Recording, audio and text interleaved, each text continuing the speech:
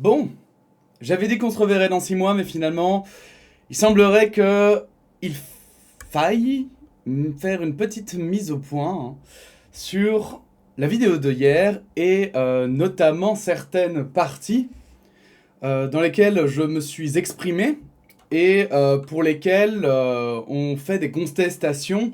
Et je pense que ça peut être intéressant de se baser plutôt que de dire ah ben moi j'étais, enfin voilà, moi je pense que c'est ça, moi je pense que c'est ça. C'est peut-être plus facile de simplement de se baser sur des faits.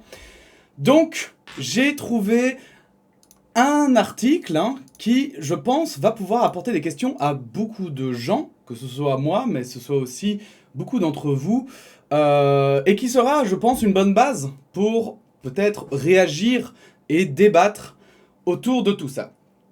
Avant de commencer, j'aimerais quand même en profiter, pour dire merci à l'œil de l'élite qui a parlé de moi dans sa dernière vidéo, et du coup aussi bienvenue aux gens qui rejoignent cette chaîne.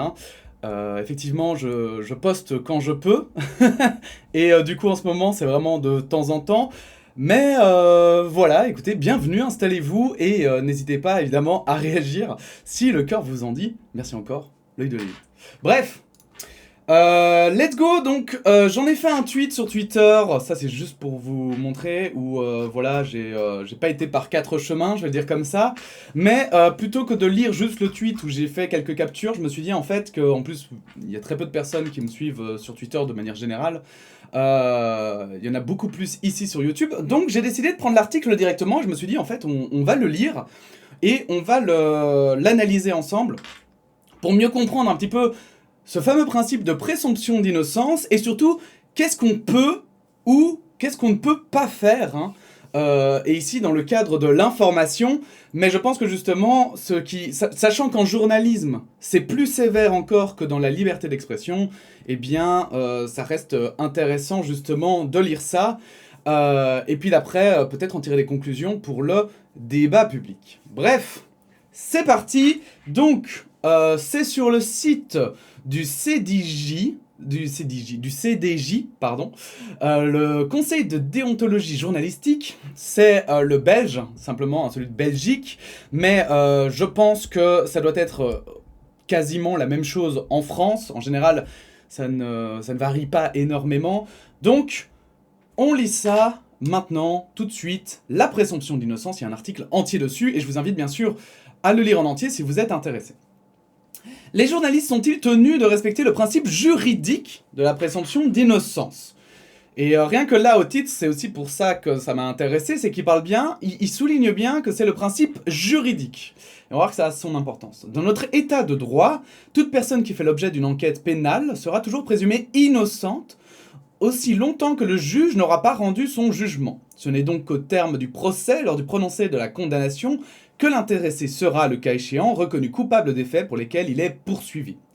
Ce principe général de droit ne lie en revanche pas les journalistes qui possèdent la pleine et entière liberté de présenter des personnes comme responsables de certains faits à l'issue d'une investigation journalistique, pour autant que celle-ci aura été menée dans le respect des règles déontologiques.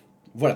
Donc déjà ici, rien que dans le chapeau de l'article, on a déjà une réponse assez claire, nette et précise. Oui, bien sûr, qu'un journal peut juger quelqu'un coupable de comportement sans pour autant, on va dire, le considérer innocent de base, sans utiliser la présomption d'innocence. Alors évidemment, c'est pour ça qu'on va continuer à lire l'article, parce que c'est plus complexe. C'est pas si simple qu'on peut insulter n'importe qui de n'importe quoi et sans aucune conséquence. D'ailleurs, c'est pas rare qu'un journal se fasse attaquer pour diffamation ou pour d'autres raisons un peu similaires. Donc, je vous propose de continuer à lire l'article pour avoir en détail ce qu'ils disent. 1. La présomption d'innocence comme principe directeur en droit pénal. Et c'est aussi pour ça que cet article est intéressant. Il va nous expliquer en droit pénal ce que ça veut dire que la présomption d'innocence. 1. Caractéristique principale du procès pénal, la présomption d'innocence fait partie des garanties démocratiques les plus essentielles accordées aux justiciables. Et c'est ce qui explique aussi, et je dois dire que c'est justifié évidemment, de s'inquiéter à ce que la présomption d'innocence soit un principe qui soit toujours appliqué dans le droit, et qu'il y ait autant de gens qui s'en inquiètent, je pense que c'est pas forcément négatif, dans le sens où c'est vraiment quelque chose de hyper important. Il s'agit d'un principe général de droit consacré par plusieurs conventions internationales, telles que la Convention européenne de sauvegarde des droits de l'homme et des libertés fondamentales, le Pacte international relatif aux droits civils et politiques, et la Charte des droits fondamentaux de l'Union européenne, qui dispose que toute personne accusée d'une infraction pénale est présumée innocente jusqu'à ce que sa culpabilité ait été légalement établie. Donc là-dessus, en général, tout le monde est d'accord. Vraiment, tout le monde est d'accord. C'est plutôt sur son application que ça se discute. C'est le principe directeur qui s'applique à toute personne impliquée dans une procédure judiciaire, contraint non seulement les autorités judiciaires au sens large, donc les policiers, le ministère public et la magistrature assise, mais aussi les représentants de toute autre autorité investie du pouvoir public. Il s'agit de mettre en lumière l'autorité et l'impartialité du pouvoir judiciaire. En d'autres termes, le respect de la présomption d'innocence s'impose à ceux qui sont amenés à statuer sur la culpabilité d'une personne, de même qu'à ceux dont l'influence institutionnelle peut peser sur le monde judiciaire et ses acteurs. Qu'est-ce que ça veut dire déjà, fondamentalement, ça? Ça veut dire que déjà, moi, en tant que citoyen, et vous, en fait, déjà, nous, on n'entre pas dans cette fameuse définition juridique de la présomption d'innocence. On n'est pas tenu parce que nous ne sommes pas des acteurs juridique, en fait, tout simplement, ou institutionnel. Donc ça veut dire qu'on n'est pas non plus des politiciens, on n'est pas le gouvernement, enfin, et encore les politiciens, je pense que c'est considéré comme des citoyens, mais en tout cas, si vous êtes élu ou que vous faites partie du gouvernement, eh bien, à ce moment-là, vous faites partie donc des institutions de l'État, et donc, comme vous avez peut-être potentiellement la possibilité de rendre la justice non objective, en fait, eh bien, vous ne pouvez pas retirer la présomption d'innocence. Et ça, c'est vraiment un principe hyper important, parce que ça veut dire que déjà, ça, voilà, nous, en tant que citoyens qui débattons ou qui se questionnons, ce droit pénal, en fait, cette caractéristique, hein, la présomption d'innocence, on n'est pas tenu de la tenir. Maintenant, ça ne veut pas dire qu'on fait ce qu'on veut, on est totalement d'accord, hein, et on va y revenir après, mais c'est déjà important de savoir ça. La présomption d'innocence est une notion polysémique. Elle détermine d'une part la manière dont l'accusé ou le prévenu doit être traité dans le cadre du procès pénal. Elle réglemente d'autre part la manière d'administrer la preuve pour établir ou non la culpabilité. Il en résulte les conséquences suivantes sur le plan juridique. La charge de la preuve, des faits pour lesquels un individu est poursuivi, repose sur la partie poursuivante, autrement dit le ministère public, et éventuellement la partie civile. Selon la formule consacrée, le doute profite à l'accusé, in dubio pro reo, voilà, vous apprenez un peu de latin avec moi, ne me remerciez pas. Cet adage exprime l'exigence d'apporter la preuve de la culpabilité d'une personne poursuivie au-delà de tout doute raisonnable. Et donc, ça, pour moi, c'est vraiment quelque chose, je pense, que on va dire les zététiciens, mais les personnes qui usent de l'esprit critique essayent toujours d'expliquer. C'est-à-dire que c'est un concept qui est hyper important parce que ça permet en fait de faire le moins d'erreurs possible. C'est-à-dire qu'avant d'avancer une hypothèse, il faut avoir les preuves que cette hypothèse est possible. C'était ce que j'expliquais avec notamment la licorne et les sciences. Mais je pense que c'est vraiment un principe fondamental en fait dans tout ce qui est rhétorique, mais aussi scientifique, etc.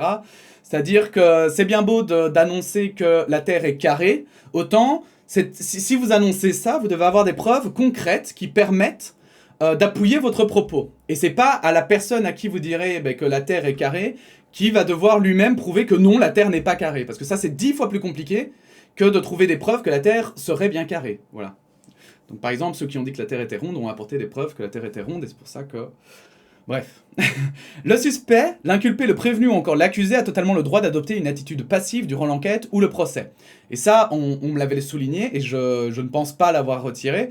Je doutais sur le fait qu'avoir une attitude passive, en tout cas pour l'affaire de Léo Grasset, je doutais que, comme ici c'est aussi de la communication, je doutais que c'était une bonne forme de communication, mais ça ne veut pas dire qu'il n'a pas le droit de le faire.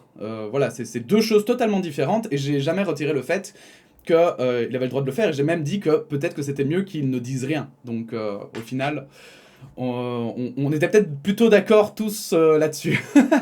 La détention préventive est interdite si elle a pour but d'exercer une forme de répression immédiate ou toute forme de contrainte contre un suspect, inculpé, prévenu ou accusé.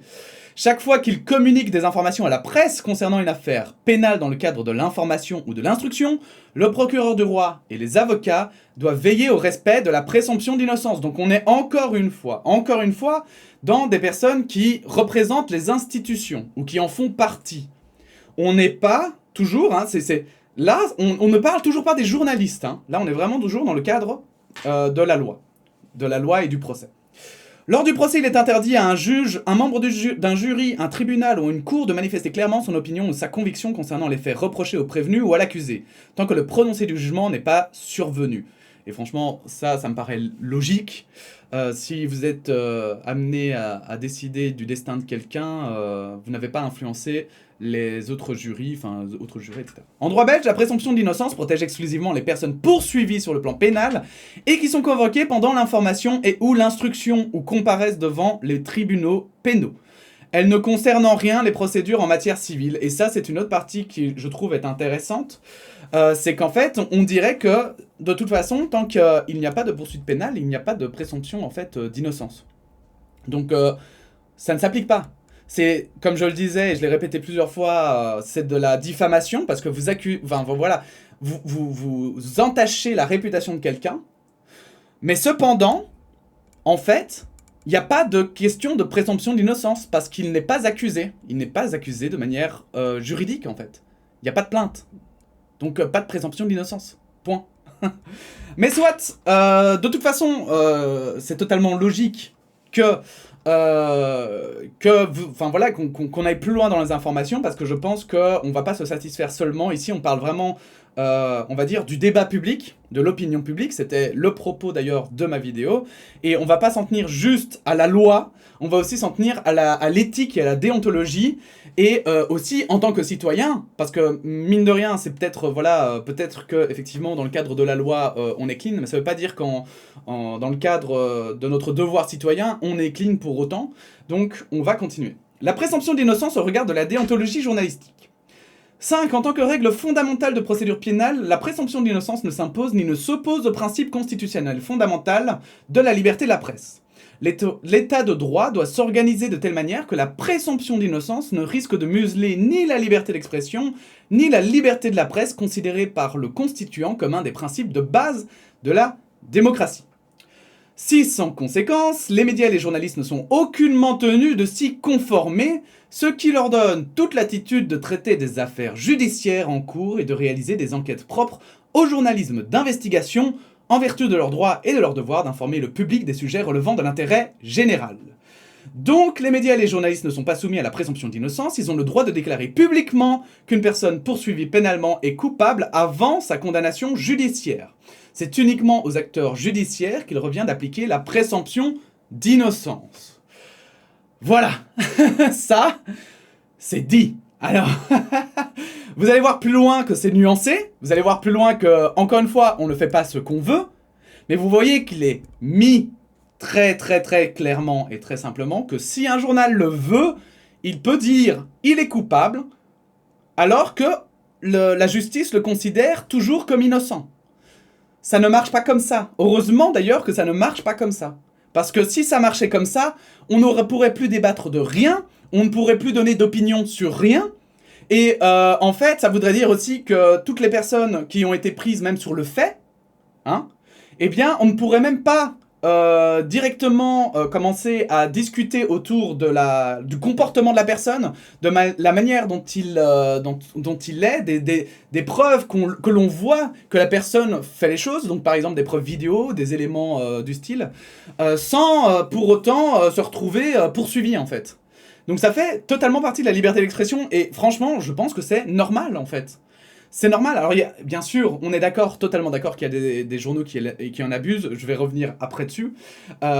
Mais c'est important en fait, dans une démocratie, qu'il y ait quand même le droit encore de pouvoir annoncer clairement que, en vertu des preuves, eh bien, telle personne pense qu'il est coupable et telle personne pense qu'il n'est pas coupable en fait. En vertu des preuves que les journalistes ont pu récolter. Alors bien sûr, encore une fois ici, on parle bien des journalistes, et il faut voir aussi, dans le cadre citoyen, jusqu'où ça peut aller. Toutefois, en raison des obligations déontologiques qui leur incombent, les journalistes doivent être particulièrement attentifs à la manière dont ils rendent compte des procédures judiciaires.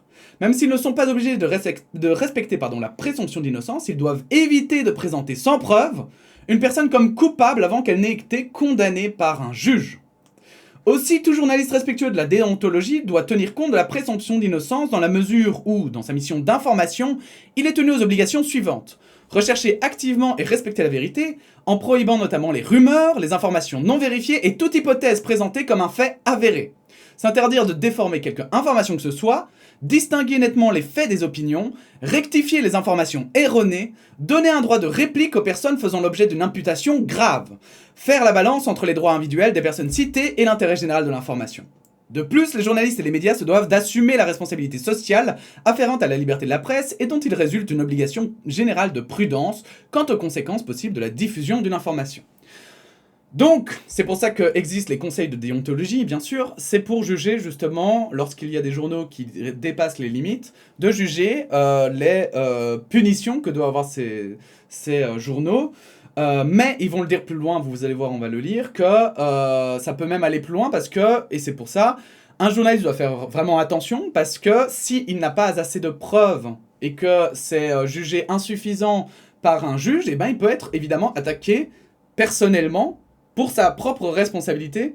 Et je crois que c'est devant au civil qu'il peut être attaqué, mais bon, ça, on verra plus loin, ce sera plus précis. Mais donc, il y a bien une déontologie, et évidemment, on ne fait pas ce qu'on veut.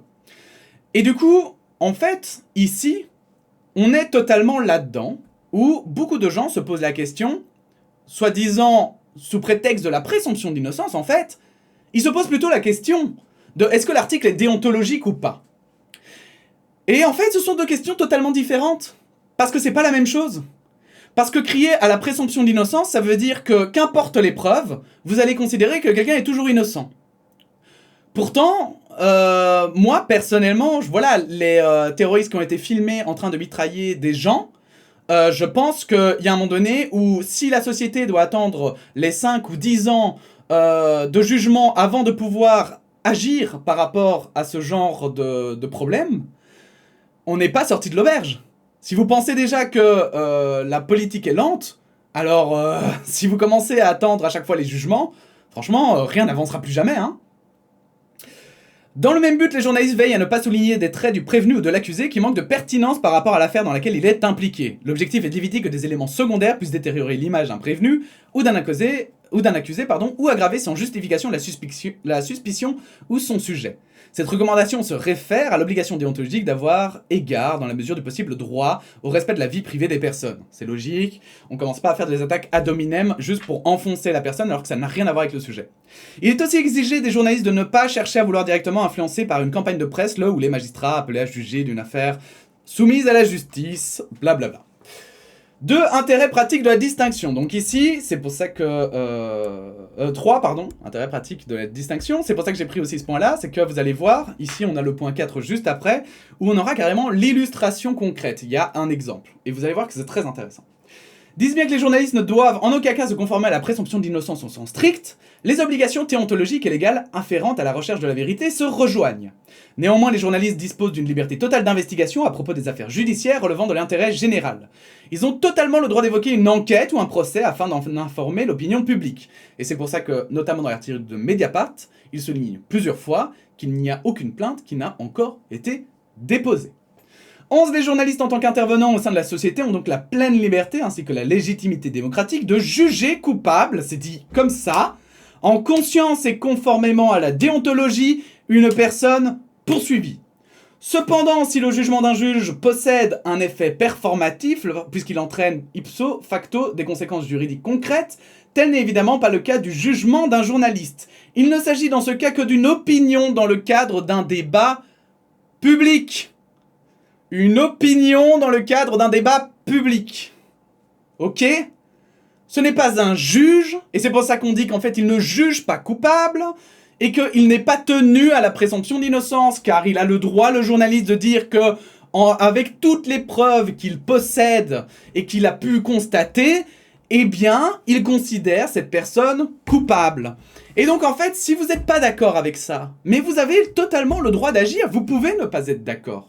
Mais vous ne pouvez pas dire « Ah ben non, il ne respecte pas la présomption d'innocence » parce que là, on va vous envoyer bouler très facilement, parce que ça ne veut rien dire et que ça n'a aucun sens. Par contre, ce que vous pouvez faire, c'est directement envoyer un message au Conseil de déontologie journalistique, en France, du coup, ici. Vous pouvez dénoncer l'article, donner vos arguments comme quoi vous trouvez que ça ne suit pas la déontologie journalistique. Et ce que vous pouvez faire aussi, hein, bien sûr, enfin ça c'est pas vous qui pouvez faire, mais c'est bien Léo Grasset, peut tout à fait attaquer en diffamation, que ce soit les personnes qui ont parlé de lui dans l'article, mais que ce soit aussi l'article de journal, pour dire que les preuves, et il doit, alors du coup, voilà, il doit prouver, hein, en fait, il doit montrer que les preuves qui ont été amenées ne sont pas des vraies preuves. Et si vous me dites, il n'y a pas de preuves, ne vous inquiétez pas, on va revenir sur toutes les preuves, alors pas toutes, parce que j'avoue que j'avais la flemme, à un moment donné, je suis arrivé aux 3 quarts de l'article, j'ai fait, c'est bon, là, il y en a déjà pas mal, mais vous allez voir que si, il y a des preuves, et oui, bien sûr que, il n'y a pas rien, hein, ils se sont pas juste basés sur quelqu'un au hasard dans la rue qui leur a dit quelque chose. On termine. 12. Les journalistes sont appelés à se soumettre aux principes déontologiques recensés par le Code de déontologie journalistique et qui servent de base aux avis rendus par le Conseil de déontologie journalistique, CDJ. Ils sont aussi soumis, comme n'importe quel citoyen, à l'obligation de respecter la loi. En juxtaposant ces deux obligations, on peut considérer que pour les médias et les journalistes, le respect du principe de la présomption d'innocence ne serait que le résultat de l'obligation générale de prudence qui s'impose à eux du fait de leur responsabilité civile. Étant donné que leur responsabilité peut être juridiquement engagée pour tout dommage causé à autrui en raison d'une faute éventuelle, il est préférable qu'ils évitent de commettre un manquement et ou de causer un préjudice, sauf si l'intérêt général de l'information s'avère nettement supérieur à celui de la personne impliquée.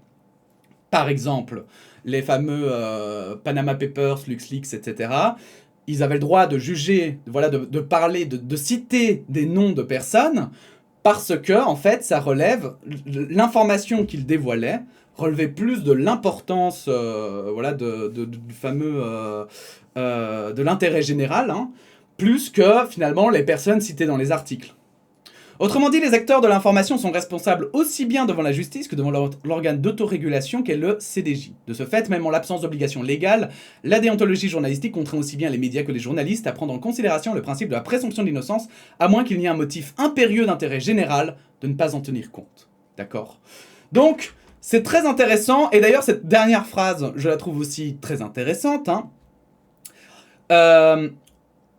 Je la relis pour bien m'exprimer dessus.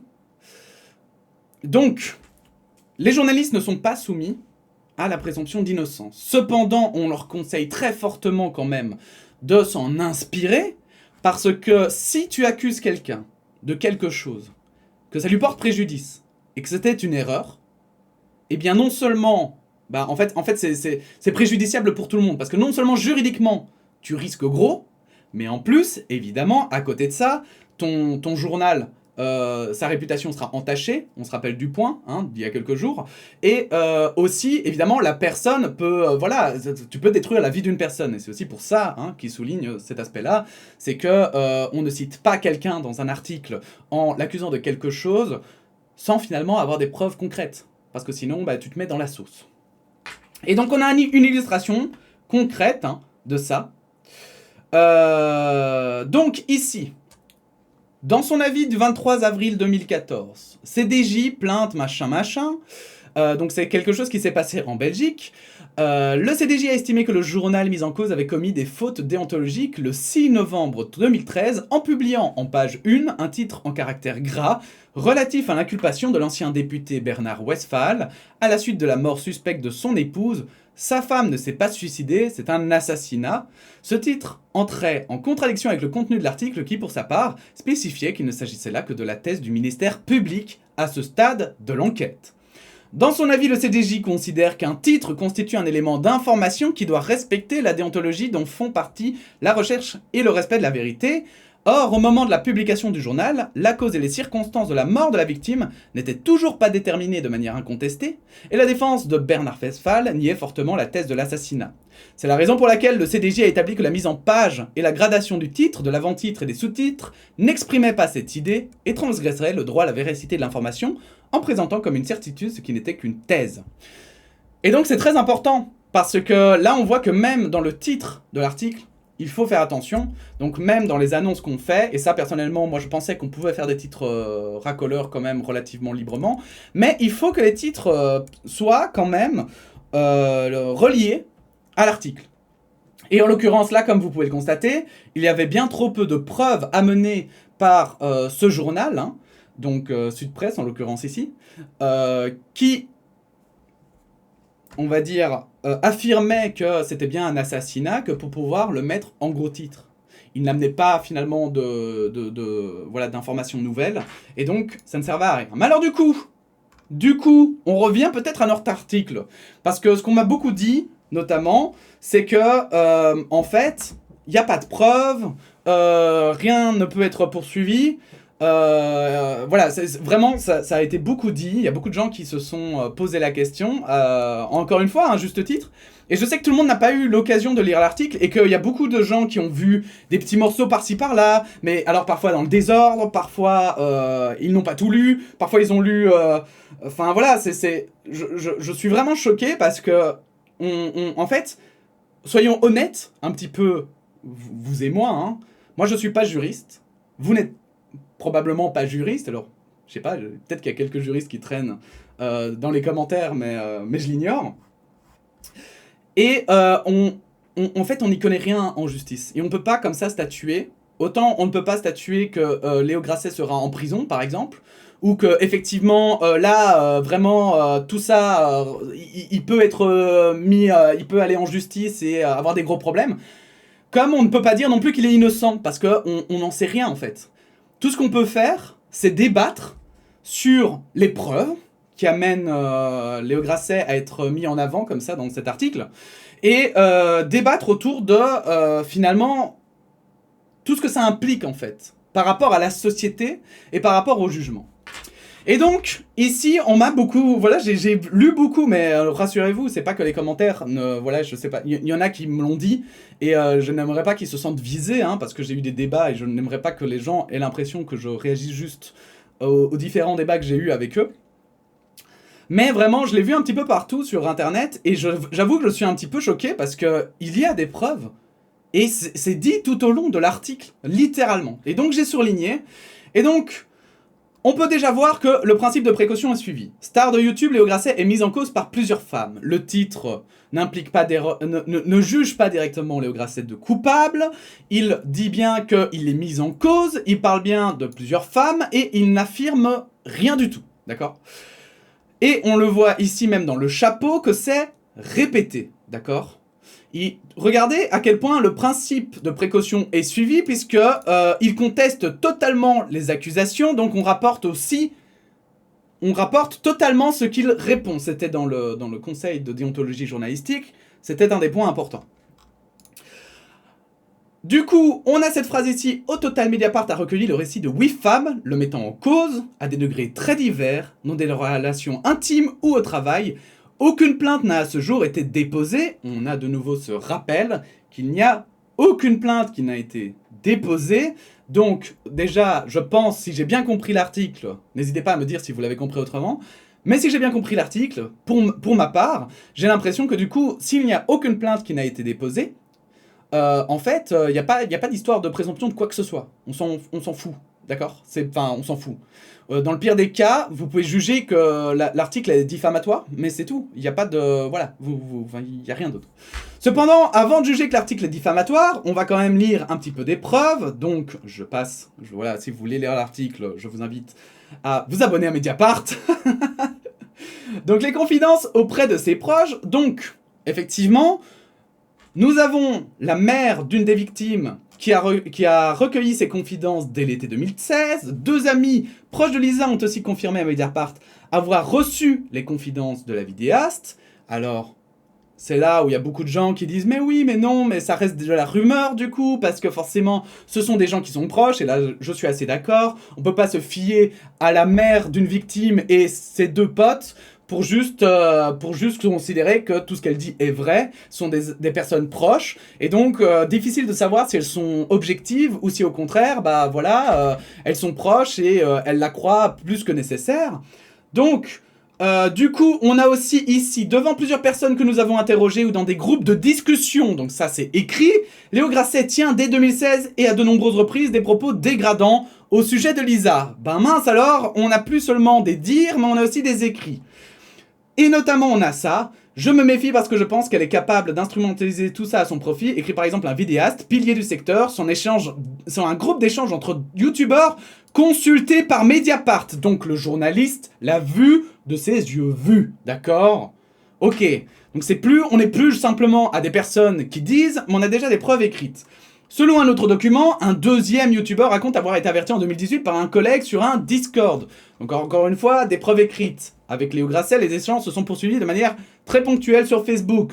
Encore des preuves écrites. Le 19 avril 2019, Léo Grasset écrit « Cette discussion a fait du bien. Réponse de Lisa. Oui, c'était une bonne chose. Si tu veux en reparler, au besoin, n'hésite pas. » Encore une preuve écrite et carrément là, écrit par Léo Grasset, sauf si il y a falsification et que dans sa défense, il montre les falsifications. Ça, il n'y a pas de problème, hein. Je le dis encore, une opinion n'est pas vouée à être, muselée, comment dire, à être une fois dite, à ne jamais être changée. Les opinions peuvent évoluer, et c'est pas grave, c'est bien, c'est comme ça que ça marche, en fait. Mais là, jusqu'à preuve du contraire, en fait, on ne peut pas commencer à douter des victimes juste parce que vous n'avez pas envie de remettre en cause quelqu'un que vous aimez bien, en fait. C'est pas comme ça que ça marche. Même si leurs écrits sont différents, plusieurs femmes interrogées ont cru déceler dans leur expérience des passerelles avec le récit de Lisa. Ça a été beaucoup parlé, discuté, parce que beaucoup de gens ont dit, oui, en fait, ce sont des femmes qui se sont senties simplement humiliées et qui, du coup, bah voilà, elles l'ont eu mauvaise, et donc, du coup, elles commencent à faire un article avec Mediapart pour salir son image. Mais les gars, quand même, faut lire l'article en entier, quoi. À Marine Perrin, Léo Grasset écrit le 30 juillet 2018 sur Messenger. Je baise en dormant des fois. Quand je suis dans cet état-là, je suis un peu animal. Quand je suis réveillé, je fais vachement attention à l'autre. Alors que quand je dors, je m'en balèque. Pardon, excusez-moi. Mais je sais pas, mais excusez-moi, mais vraiment, en fait, je comprends pas. Il y a des gens qui me disent j'ai lu, et de ce que j'ai lu, il y a rien de répréhensible, de ce que j'ai vu, de ce que. Mais excusez-moi, mais il vient de dire que quand il dort, il s'en balèque. Littéralement, de la personne avec laquelle il est. Il utilise une excuse qui s'appelle la sexomnie, hein, un trouble rare qui ressemble à du somnambulisme avec des gestes parfois brutaux de nature sexuelle, parfois sans souvenir au réveil. Putain, les gars, sérieux ? Vous savez que, genre, normalement, coucher avec une fille pendant qu'elle dort, c'est considéré comme un viol, par exemple, hein. Donc bon, il y a un moment donné, je sais pas, c'est lui-même qui le dit, je sais pas. Et c'est écrit. Encore une fois, des messages très nombreux. Dans leur récit, il ne s'agit pas seulement d'attitudes qui pourraient être banalement désagréables, mais d'un comportement qui se serait répété à plusieurs reprises et qui aurait eu pour conséquence des dommages physiques et psychiques, avec de forts retentissements dans leur vie personnelle et professionnelle. Plusieurs femmes parlent d'une forme d'emprise qui s'instaure. Émilie, donc une autre victime, s'exprime. À son ami Corentin qui confirme. Mais c'est pas tout, parce que même Léo Grasset le dit à un ami sur YouTube, toutes les meufs mignonnes ou bonnes, même, hop, elles sont niquées de la tête ou en dépression à cause de moi. Bon les gars, je sais pas, qu'est-ce qu'il vous faut en fait? Je sais pas, je ne comprends pas. Vous voulez toutes les captures, etc. Au point de... On s'en fout, en fait, de la vie personnelle des victimes. Ça aussi, ça... Donc, on doit respecter la vie personnelle du potentiel agresseur, mais les potentielles victimes, on s'en balèque, c'est bon. On peut les afficher en public, on peut afficher toutes les discussions, montrer exactement ce qu'il a dit mot pour mot, etc. Ça, y a pas de problème. Je sais pas, en fait, il y a un moment donné où j'ai vraiment l'impression que c'est à sens unique, cette présomption d'innocence. Et c'est pour ça que... Personnellement, intérieurement, je suis assez énervé d'entendre cet argument parce que j'ai vraiment l'impression qu'il y a une mauvaise foi derrière. Et attention, je dis pas que tous ceux qui utilisent cet argument sont de mauvaise foi. C'est pas du tout ce que je dis. Ce que je veux dire, c'est que je pense qu'il y a un moment donné où vraiment il faut remettre en question et se dire que la présomption d'innocence n'excuse partout. Et que la présomption d'innocence, à un moment donné, peut-être que vous voulez l'utiliser pour vous et votre propre opinion. Et si on vous pose la question, vous allez dire, ben moi je trouve qu'il faut plutôt voilà, être prudent et moi je préfère ne pas me positionner. C'est totalement votre droit. Mais c'est pas pour autant qu'à chaque fois que quelqu'un va donner son opinion à l'encontre, ici, dans ce cas présent, de Léo Grasset, eh ben, vous devez dire « Ah mais non, présomption d'innocence !» Ben non, c'est pas parce que vous avez choisi de penser que la présomption d'innocence était un atout majeur pour Léo Grasset que forcément, tout le monde doit penser comme vous. C'est pas une loi générale publique. C'est pas du tout comme ça que ça marche. Souvent numérique, donc des échanges de messages, et on peut considérer que Mediapart a pu en consulter une partie tout du moins. On a aussi, parce que c'est pour ça que je l'ai mis, Charles Villa, qui est lui-même reporter, donc normalement qui est censé connaître un petit peu la déontologie journalistique, qui a lui-même donné son témoignage. Diane, après de nombreux messages, Anne-Cécile, son amie d'enfance, prétend que Diane se sentait épiée. On a même Syllabus, Syllabus, que je suis désolé, mais qui n'a... Enfin voilà, qui n'a aucun intérêt, qui n'est pas du tout... Enfin moi j'ai l'impression, si vous la connaissez un petit peu, si vous suivez un petit peu sa chaîne, j'ai pas l'impression qu'elle soit forcément à fond dans toutes ces... vous savez, ces espèces de partenariats entre les chaînes, etc. Enfin, j'ai pas l'impression qu'elle recherche... à tout prix ça, elle est pas du tout dans ce mood-là, j'ai l'impression qu'elle est dans un mood beaucoup plus scientifique, beaucoup plus... ouais, dans un procédé beaucoup plus... bon, c'est très mauvais de dire comme ça, mais sérieux. Mais donc, on a des pointures, on a des gens qui mettent en avant leur réputation aussi pour affirmer ça et qui n'ont pas contredit les articles. Parce que ça aussi, c'est important. Vous vous rendez bien compte que si tout était faux, et si on détournait les propos des gens, mais vous croyez pas que tous ces gens-là, ils auraient fait un scandale? Vous croyez pas qu'ils auraient dit, attendez, comme ça a déjà été le cas pour plein d'articles, où ils auraient dit, mais attendez, moi c'est pas du tout dans ce sens-là que je le disais, et bah du coup, là, ça a été mal repris, et je vais porter plainte, ou je vais demander modification dans l'article, etc. C'est déjà arrivé plein de fois. Ici, ça n'arrive pas. Tout le monde soutient les victimes dans le monde, dans le monde de la vulgarisation scientifique sur YouTube, mais il y en a encore qui s'obstinent à vouloir absolument, enfin, je trouve, protéger Léo Grasset, alors qu'il y a un moment donné, les gars, vraiment, moi je veux bien que vous le protégiez, mais utilisez des vrais arguments. Argumentez là. Qu'est-ce que vous avez à argumenter contre ces textes? Qu'est-ce que vous avez à argumenter contre ces messages là? Par exemple, pour en prendre un au hasard, pour prendre un au hasard, non, pour prendre justement pas un au hasard, celui qui m'a frappé, voilà. Voilà, ça, comment vous protégez alors que quand je dors, je m'embalèque? Voilà. Comment vous protégez ça? Quel est votre argument qui dit que ça, c'est acceptable dans la société en fait? Parce que c'est ça au final, le débat ici qu'on a autour de Léo Grasset et tout. C'est ça, c'est typiquement ça. C'est est-ce que vous trouvez vraiment que le comportement qu'il a là, les messages qu'il tient et les témoignages de son comportement et de la façon dont il agit, pour vous vraiment, vous trouvez que c'est quelque chose d'acceptable dans la société? C'est quelque chose que vous ne trouvez pas qu'il faudrait débattre et potentiellement changer, même si c'est pas dans la loi? Et je voudrais terminer d'ailleurs par je pense, par cette logique que beaucoup de personnes oublient. C'est que, en fait, une démocratie, je sais plus si j'avais dit dans la première vidéo, mais je ne suis même plus sûr. Donc je vais quand même le dire, mais je trouve qu'une démocratie, c'est aussi le pouvoir par le peuple, et on a tendance à l'oublier. Que forcément, oui, bien sûr, la justice est très importante, et tout le monde a droit à un procès équitable, et ça, tout le monde est d'accord, personne ne conteste. Mais par contre, les lois, pourquoi est-ce qu'elles ne sont pas toujours équitables? Eh bien, c'est justement parce que les lois, c'est pas les juges qui les font. C'est pas des experts, on n'est pas dans une technocratie, je crois qu'on appelle ça comme ça. Hein. Donc, c'est-à-dire un gouvernement dirigé par des experts, des gens seulement experts dans leur domaine de compétences. Non, en fait, la démocratie, c'est des gens qui élisent d'autres gens pour faire les lois, qui seront après appliquées dans les tribunaux. L'idée derrière tout ça, c'est que, alors qu'avant, par exemple, l'homosexualité était punie, aujourd'hui, les mœurs, ils ont évolué. et elle n'est plus punie. Et c'est pas plus punie juste parce qu'il y a des technocrates, des médecins, des spécialistes qui se sont dit « Ah ben en fait, on trouve vraiment que l'homosexualité finalement, c'est pas dangereux, donc voilà. » Non, c'est parce que la population a une opinion sur l'homosexualité. Et d'ailleurs, il y en a toujours qui sont contre l'homosexualité, hein, qui veulent toujours que ça disparaisse de la loi, le mariage homosexuel. Eh bien, mais c'est la population qui a choisi, en majorité, que finalement, ça devenait légal de se marier en tant qu'homosexuel. Alors qu'avant, ça ne l'était pas. Et c'est pas une question de... Voilà, maintenant, vous auriez parlé avant, vous imaginez? Si vous aviez utilisé votre logique avant, ça voulait dire que du coup, les homosexuels ne pouvaient pas se marier, juste parce que, voilà, donc c'est dans la loi, c'est la justice, et donc la population n'a rien à dire, c'est la loi, et paf, ça ne changera jamais. Mais c'est pas vrai. Évidemment que la population peut débattre, la population peut avoir une opinion sur les différentes affaires qui ont lieu, et c'est d'ailleurs comme ça qu'en fait la population, enfin la société en fait, avance.